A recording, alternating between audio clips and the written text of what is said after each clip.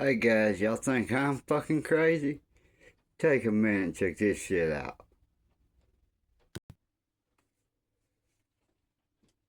It in video games. They do it in television shows. They do it in music videos like crazy.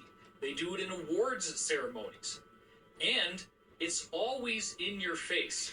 Now is the time for us to get our heads out of the sand and understand that even if these things do seem unthinkable to us, there are people today who are actively practicing this. The evidence is voluminous, and really what it boils down to is that people don't want to look at the evidence because it is so upsetting.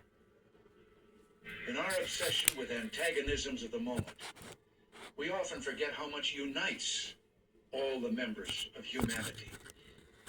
Perhaps we need some outside universal threat to make us recognize this common bound.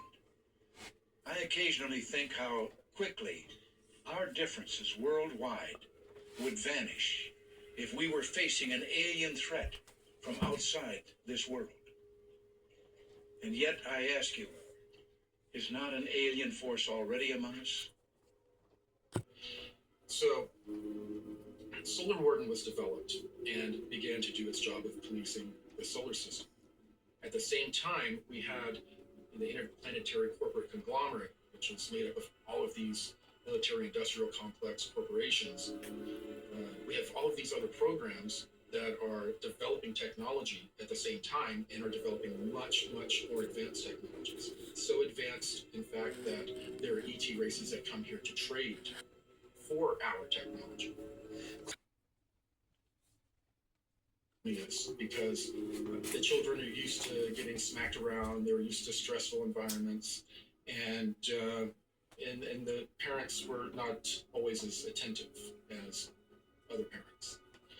Therefore, the children were able to handle a lot more stress, and the parents may not notice, certain behavior in the kids. Well, I guess you would say a typical day, if there is a typical day in the life of a MyLab, would be your parents dropping you off at school, just like any other day. And except that day, you're pulled aside and told you're going to go on a field trip. You're in a special education class or an accelerated learning class, or special. You're being taken off campus to go look at dinosaurs. Well, you are taken, put in a van. Usually a person is driving that is military looking, sometimes in uniform. We came out, we were underground in a Cold War era type bunker.